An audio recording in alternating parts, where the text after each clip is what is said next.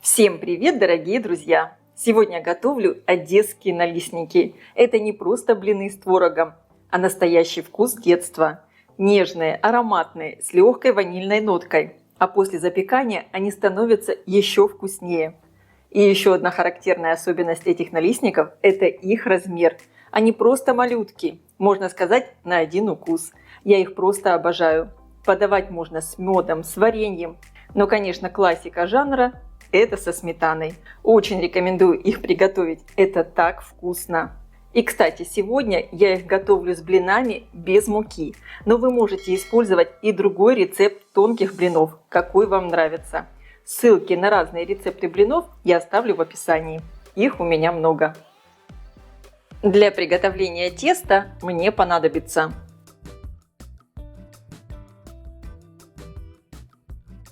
в миску разбиваю 3 яйца среднего размера. Добавляю соль и сахар. Сахар вы можете корректировать по вкусу, в зависимости от того, какие вы готовите блины – сладкие или не сладкие. Хорошо все перемешиваю венчиком. Вес яйца со скорлупой примерно 55 граммов. Все ингредиенты для теста обязательно должны быть теплыми, комнатной температуры.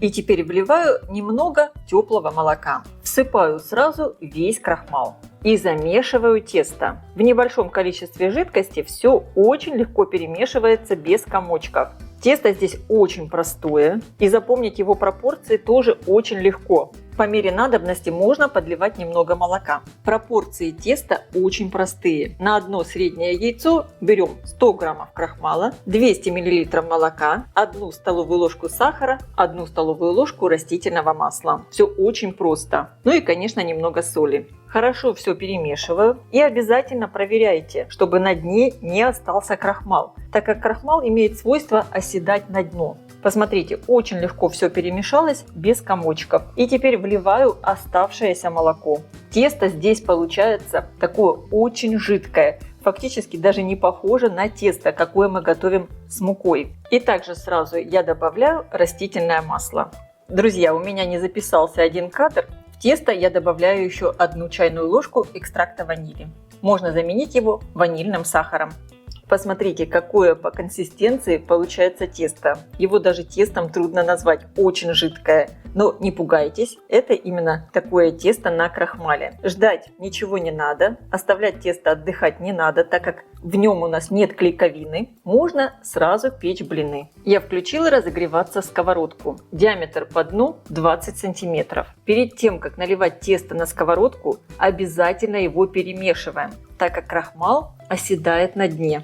Сковородку первый раз я даже не смазываю растительным маслом. И теперь печем блины, как обычно. Наливаю тесто на сковородку, распределяю ровным слоем, обжариваю с одной стороны, переворачиваю на другую. С другой стороны обжариваем очень быстро. Блины на крахмале пекутся быстрее, чем на муке. Блины получаются очень тонкие, эластичные. Фактически они ничем не отличаются от блинов на муке. Тесто здесь распределяется очень просто, потому что оно жидкое. Здесь самое главное успевай переворачивать, потому что пекутся они невероятно быстро. И сразу же снимаю блинчики на тарелку. Они получаются вот такие тонюсенькие. Вначале еще немного хрустящие краешки, но блинчики полежат и станут мягче. И таким образом я пеку все блины. Еще раз напомню, что надо обязательно перемешивать тесто перед тем, как наливать его на сковородку. Я блинчики переворачиваю при помощи бамбуковой шпажки. Это очень удобно. Посмотрите, они получаются вот такие ажурные. Вообще не скажешь, что это блины не на муке. Чтобы края теста быстрее становились мягкими, блины сверху можно накрывать крышкой. Иногда с крышки надо протирать конденсат, чтобы блинчики не становились влажными. Все блины испеклись. Всего из этого количества ингредиентов получается 25 штук вот таких тоненьких, эластичных, невероятно вкусных блинов. Для приготовления начинки мне понадобится. Для моего рецепта я использую домашний творог. Как сделать его дома, вы можете посмотреть у меня на канале. Я оставлю ссылку под видео в описании. Добавляю в творог 2 средних яйца, 2 чайные ложки экстракта ванили, Можно также использовать и ванильный сахар. Добавляю немного жирной сметаны и всыпаю сахар. Сахар корректируйте по вкусу, в зависимости от того, насколько кислый у вас творог. И теперь все хорошо пробиваю погружным блендером. В итоге получается вот такая очень нежная творожная начинка, похожая на крем.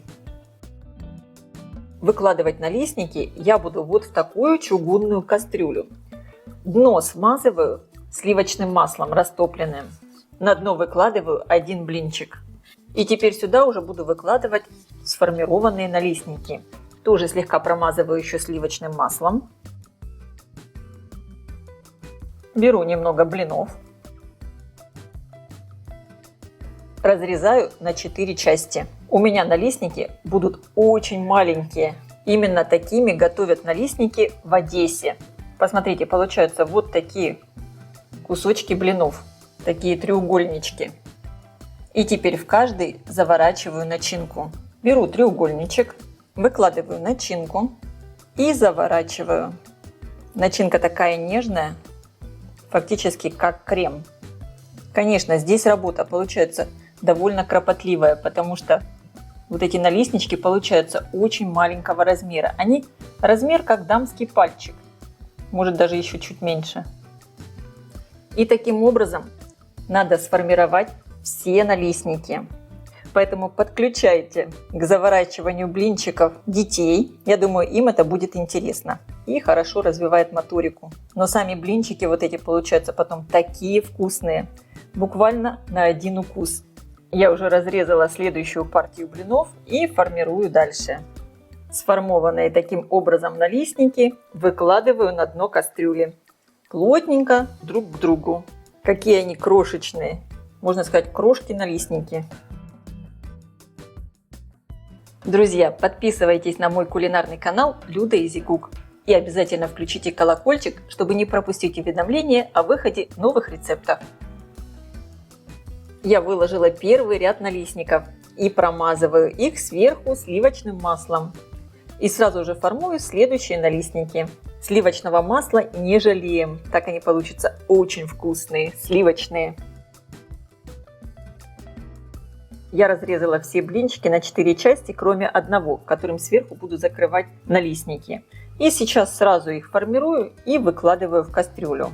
Я выложила второй ряд налистников и также их промазываю хорошо сливочным маслом. Следующий ряд снова промазываю маслом.